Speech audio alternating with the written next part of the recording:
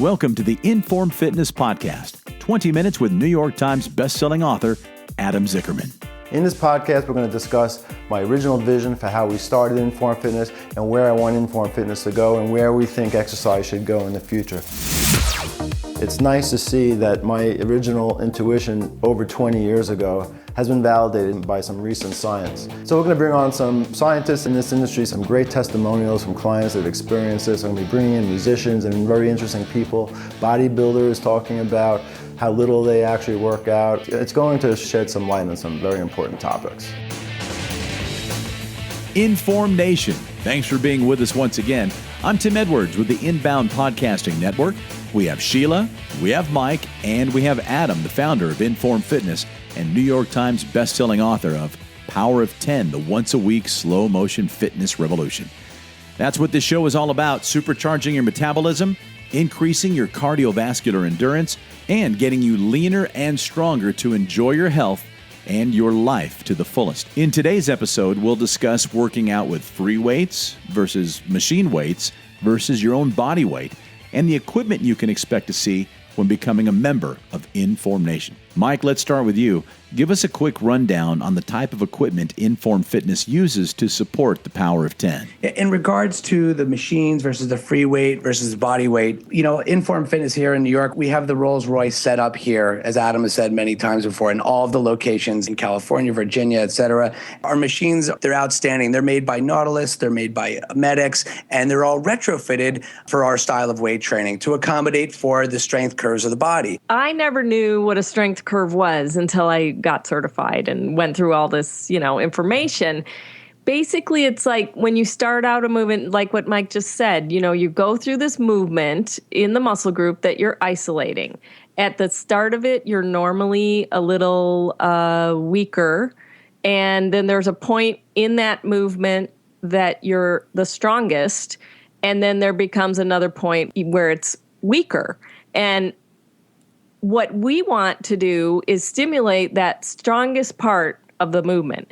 So if you're in the middle of this, compound row, and in the middle of it where you're strongest, you can do 150 pounds, but at the back you can't, or at the very beginning, the equipment allows for the resistance to fall off where your strength curve is the weaker part. And then you get that the best stimulus in the middle of it. And this cannot be accomplished, I'm sure, with free weights or regular machines that you would see at a conventional gym. There are tricks. You can simulate cams on free weights if you know how to use them properly. Like a lateral raise, you wouldn't be standing straight up if you lean to the side while you did a lateral raise. You actually, in effect, create a cam that's proper and congruent. So if you know what you're doing, if you understand the limitations of free weights and how to work around them, you can have a very intense and safe workout. One thing that I think we overemphasize, that people give more importance than is actually needed, is this concept called full range of motion, that we need to go to a full range of motion. And some people in the older generation might remember this, but there used to be, a protocol called statics or isometric training. And that's where you don't move at all. You don't go through any range of motion at all. You just fatigue the muscle just by pushing and using the muscle in a stationary position, but pushing as hard as you can until it exhausts. And you got good results from doing statics or isometrics. The range of motion, for a lot of situations, in trying to maximize that range of motion, can end up being a very dangerous situation. When you're at the extremes of the range of motion, those are the most vulnerable parts of the muscle, the most stretched position. That's where things tear and go a little, can get really dangerous. I like to stay right in that mid-range. And unless you have specialized equipment, you should stay in that mid-range and avoid the extremes. Only with retrofitted equipment where the machine makes it actually lighter, where we're right in our most vulnerable and weakest positions. So the weight is not being taken over by the connective tissue because the muscle can't handle it all right in that position. So that's why we retrofit our machines. And we do get a little bit more range of motion using machines like that. But again, I don't really care about maximum range of motion. It doesn't matter. You can strengthen a muscle group or a single muscle by just working it really deeply in a static position, in its strongest position, in the middle position.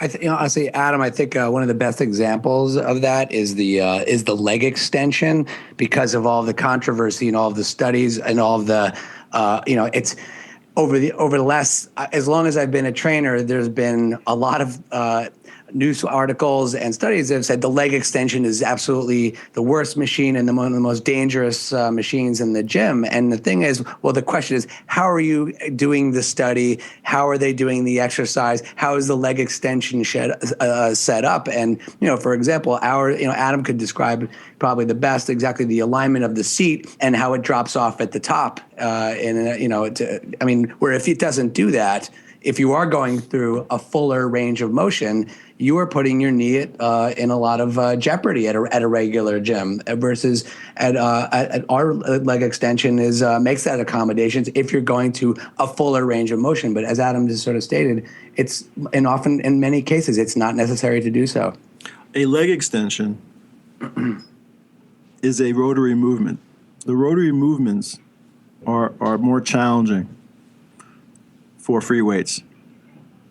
And a leg extension does have risk associated with it if you don't. But so our leg extension machine has a lot of retrofits done to it to make it a safe machine and exercise.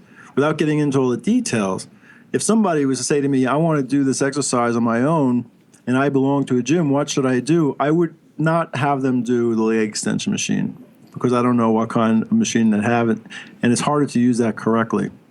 I would keep them on the basic leg presses. That's what you can do on your own. Or a wall squat is even safer, these compound movements versus the rotary movements.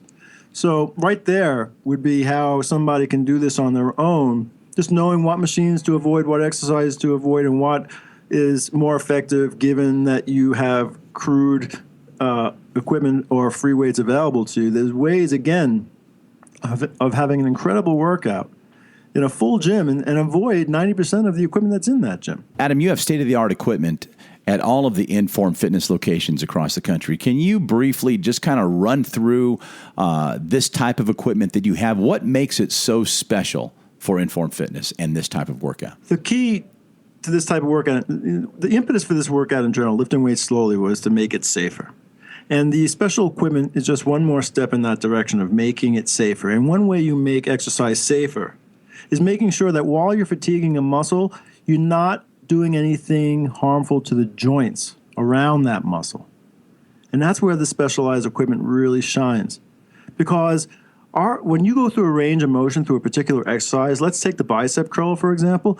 When you start the bicep curl, when your arm is straight versus when it's bent at a 90-degree angle, that change in range of motion, your muscle is not the same strength. It's much weaker when you start the position, 20% about weaker than it is in the 90-degree angle. So if you can handle 100 pounds in the strongest position, that means you can only handle about 80 pounds in the weak position. And what does this macho tough guy do when he wants to do bicep curls? He takes the most weight he can handle, which is 100 pounds in the strongest position. So he takes a 100-pound dumbbell, and he starts in a weak position that can only handle 80. What's going to make up the other 20%? Well, I can tell you this. Whatever is making it up, it's not good. That's the connective tissue of the elbow, of the shoulder, of the back, needing to heave and hoe just to get that extra 20%.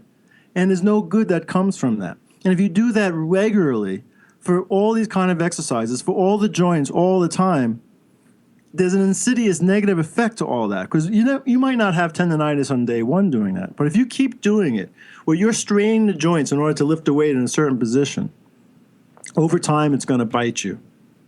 So our equipment just makes it lighter in the weaker points and makes it heavier in the stronger points, so it matches that strength curve. And therefore, you're not straining the joints, and connective tissue is not doing the work of what the major muscles should be doing. So as we wrap up this episode on machine versus free weights versus body weight exercises, Adam, you did say that you don't need to be at an InForm Fitness location in order to perform a high-intensity, slow-motion strength training system.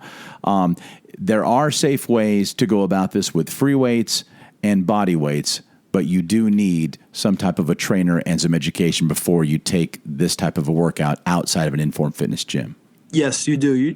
And it doesn't take a lot. Knowing some of the pitfalls of free weights and certain exercises, knowing to stay away from some of the dangerous things, it wouldn't take too long to know more than most trainers out there, actually. Well, a good first step might be to pick up Adam's book, Power of 10, the once-a-week slow-motion fitness revolution.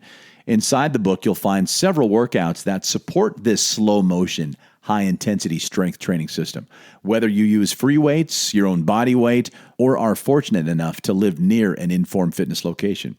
By following the 3 pillars Adam discusses in his book, along with just a small investment of 20 to 30 minutes a week, it won't be long until you start seeing some measurable results and achievements from your newfound strength. How about, hey, Adam, guess what? For the first time, I was able to put my stuff in the overhead compartment in the airplane without some young gentleman offering me any help. I did it myself. How about that small achievement that is a big deal to a lot of people right now? Just the everyday tasks alone is worth it. A very small price to pay. Truly, 20 minutes. That's the real functional training right there. Yeah. And then I'll take it to the older, to the senior crowd. I heard one of our friends, Greg Burns, who had some very senior, they were probably in their late 70s. They loved going on cruises, and the wife had been very upset because they couldn't go on cruises anymore because she couldn't like walk around that well. They started working out, doing this workout, and within the next year, like they did it for about a year, and they went on a cruise, and she was so happy. She felt like she had their life back again because she didn't have to have a wheelchair. She could walk around on her own. And it's that kind of a level. It goes from snowboarding, gardening, whatever, to simply being able to walk and balance yourself. Yeah, I've heard recently also the same thing. Senior used to have to go upstairs, like, but up one step and meet the other foot with the other foot, and then up the next step, and so like basically, and then would go on from that to one step to the next step to the next step to the next step. So it's like little stuff like that, and it becomes very noticeable. And what is this older person going to do if they didn't have us? Like, what kind of other strength training that involves the necessary intensity? What are they going to do if it's not this? What is an older person that has problems walking up a flight of stairs, for example? As simple as that. One flight of stairs, they have major pain and problems with it. What are they going to do if they're that far gone already that they can't even walk up a flight of stairs? What else are they going to do? What is their option? A walking program? I don't think so. What is it? No. They got to strength train. How the hell? They're going to do it? Are they going to join a CrossFit class? Like physical therapy is the other option. And they may find other exercise alternatives, but probably one that's not gonna. They might not hurt them along the way. It's very difficult to do that, and that's why they got to strengthen the muscle, and they got to do it without any force because they're so weak already. They can't afford any additional force that's not necessary.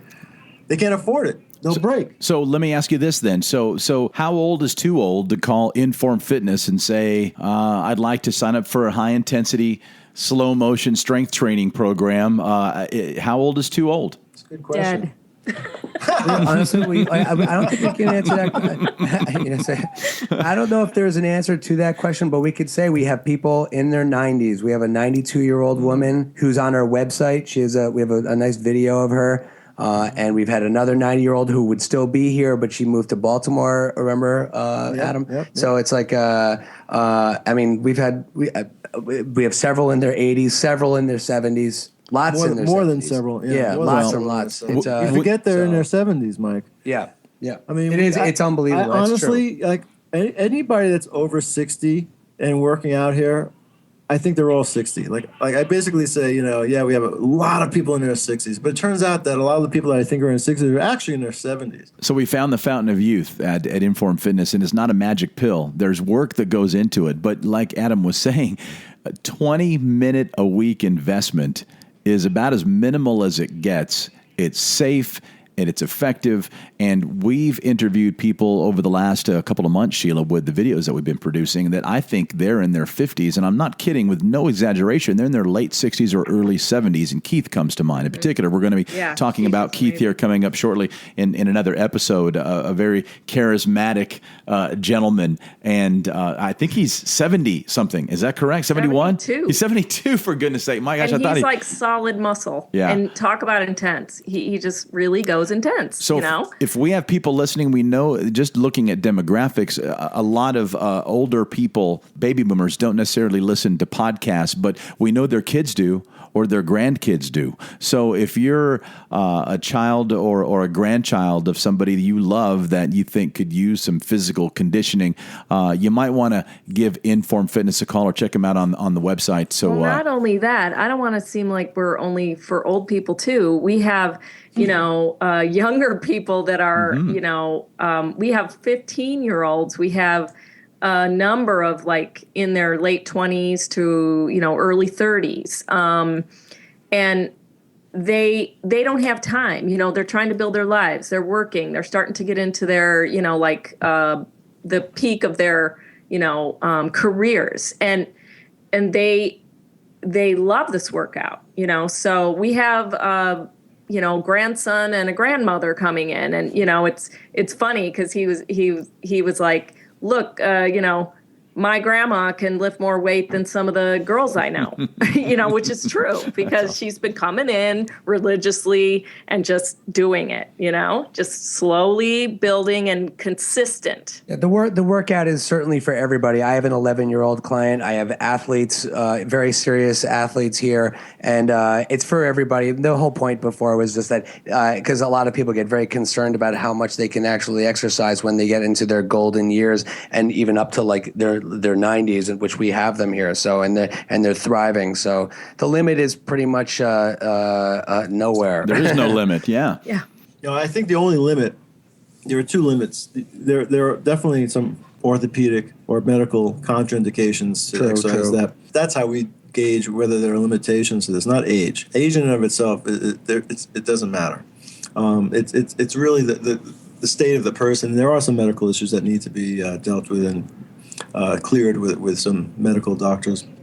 But the other limitation that I think that exists more than anything else is the mental limitation. Mm-hmm. If you can get somebody to kind of let go and really push themselves to an uncomfortable level that they might not be used to, if you can get them to break through that barrier, it opens up a whole world in a profound way, way beyond just getting stronger, actually. Not just their physical abilities, but if, when you're physically pushed to the point of failure in a specific movement, I know for a fact that mental shift can also take place in anything you do in life. I believe that what we learn in those 7 or so exercises in that 20 minutes can be applied outside in every area of your life, not just in your body. I think absolutely. When we push ourselves in almost any capacity, and then afterwards we take a proper rest, our body grows, our mind grows, or like you wouldn't if you didn't sleep, your memory wouldn't improve. All these things, all of your cognitive abilities, and it applies to everything. And that's where.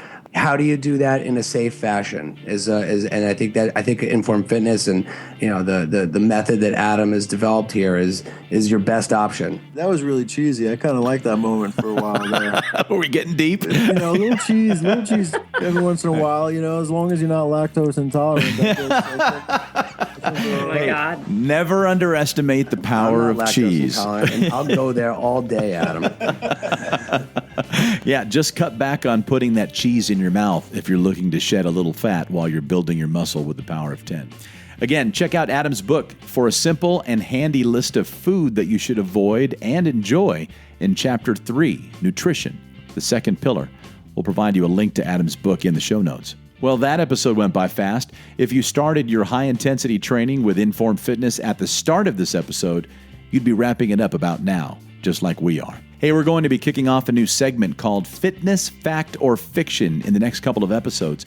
So if you would like to ask Adam, Mike, or Sheila a question, maybe you have a comment regarding the power of 10, or maybe you saw something on your Facebook feed regarding the many fitness trends that are making the rounds, send us an email, or record a voice memo on your phone and send it to podcast@informfitness.com. You can even give us a call at 888-983-5020, extension 3, to leave your comment, question, or suggestion. All feedback is welcome. And seriously, this is very important to us. The best way to support this show and keep it free is to subscribe to the podcast right here in iTunes or wherever you might be enjoying your podcast. Of course, it is absolutely free to subscribe, and we would love it if you left us a review. Hey, our next 4 episodes promise to be both entertaining and educational. In this podcast, you've heard a lot about weightlifting, but not a lot regarding cardio. Should you hang on to that treadmill that's collecting dust in your garage, or continue paying for that spin class you hardly ever go to? Or is the cardio you need included in your 20-minute workout with InForm Fitness? We'll discuss the cardio conundrum and fat loss in the next 2 episodes. Plus, we'll be speaking with a very talented musician who's lost 118 pounds over the past 2 years by adding the Power of 10 workout to her weight loss program. We'll catch you next week right here on the InForm Fitness Podcast. For Adam Zickerman, Mike Rogers, and Sheila Melody, I'm Tim Edwards with the Inbound Podcasting Network.